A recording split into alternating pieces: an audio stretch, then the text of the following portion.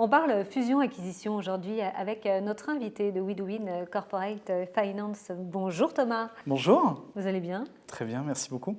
Alors, on ne s'est pas vu depuis un moment, puisque la dernière fois que vous êtes venu, c'était au moment de la création, justement, de cette entité, nouvelle entité de WeDoWin. Mais ça fait quand même un moment, 20 mois maintenant. Ça fait 20 mois maintenant, oui, tout à fait. On fait un bilan peut-être, Thomas, ensemble? Premier bilan, alors nous on aime bien les chiffres, donc J'imagine.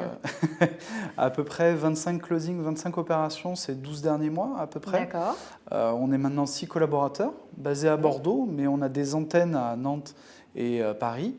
On est, comme on l'avait annoncé, plutôt sur des deals avec une taille moyenne de 4 millions d'euros à peu près, dans l'industrie, services aux entreprises, un peu de tech. Voilà, c'était ce qu'on avait annoncé. C'est ce que vous avez fait. C'est ce qu'on a fait, ouais. On a respecté le deal pour l'instant. Puis vous vous déployez aussi au niveau national? Alors tout à fait, tout à fait. Alors j'ai parlé d'antennes, c'est parce qu'aujourd'hui on a des bureaux qui sont plutôt pour le groupe, c'est-à-dire qu'on a plusieurs activités avec la gestion privée, la gestion de trésorerie. Le corporate finance est l'une des créations les plus récentes, donc on se déploie néanmoins assez vite. Et donc on est en recherche de ressources humaines, de nouveaux collaborateurs pour justement nos bureaux de Nantes, Paris et Lyon, qui est la prochaine ouverture. Et on recherche 2 profils spécifiques. Oui, c'est la question que j'allais vous poser. Oui. Quels sont ces profils? Alors, il y a 2 profils très distincts. Il y a un premier profil qui est un manager M&A, quelqu'un qui est capable de gérer un deal de A à Z, de s'occuper de son client. Il sera dédié à son client. La partie technique restant à Bordeaux chez nos analystes. Et donc un deuxième profil qu'on recherche, qui est plutôt un profil commercial, qui aura pour but de développer un réseau et également de l'entretenir, parce qu'on est en train de développer en interne un outil informatique pour proposer à nos partenaires un outil pour suivre les dossiers, pour pouvoir déjà proposer le dossier sur la plateforme, pouvoir le suivre, voir comment ça évolue, etc. On a toujours dit que l'essentiel de notre métier, c'est d'être au plus proche des dirigeants. Pour être proche des dirigeants, il faut être proche de leurs conseils également.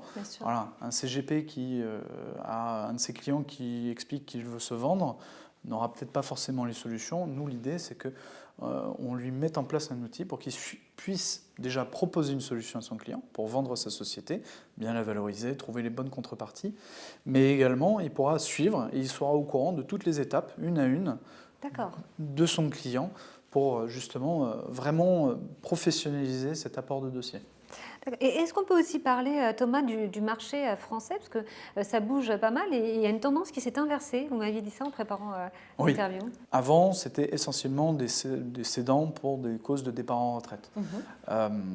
Depuis, en tous les cas en 2021, il y avait 80% des cédants qui avaient moins de 55 ans. Donc c'est des personnes qui veulent faire leur liquidité, faire des projets plus personnels. Mais ce qui est certain, c'est qu'il y a très très peu de départs en retraite depuis ces 3 dernières années, 2020, 2021 et 2022 pour l'instant. Donc nous, pourquoi est-ce qu'on cherche à professionnaliser justement cet apport de dossier, ce réseau de partenaires? C'est qu'on estime, c'est la profession qui estime, qu'il va y avoir beaucoup de cédants pour des départs en retraite d'ici fin 2022, début 2023. Beaucoup de gens vont finir par se poser des questions parce que le dirigeant qui avait 63 ans en 2020, aujourd'hui il en a 66. Bien sûr. Il est peut-être un peu fatigué, il a peut-être envie de toucher ses liquidités, profiter de sa retraite aussi, c'est important.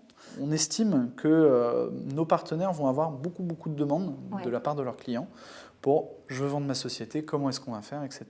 C'est notre développement, en tous les cas pour 2022, 2023, 2024, c'est justement de se déployer nationalement via ces 2 profils justement pour pouvoir répondre à ces demandes de cession d'entreprise. Donc une belle carte à jouer pour vous. Pour l'instant, oui, tout à fait. Et qu'est-ce qu'il apporte de plus, cet outil, très concrètement? On peut avoir un partenaire qui apporte une société à vendre en Bretagne, un partenaire qui a un de ses clients qui souhaite acheter une société de ce même secteur d'activité à Marseille, par exemple.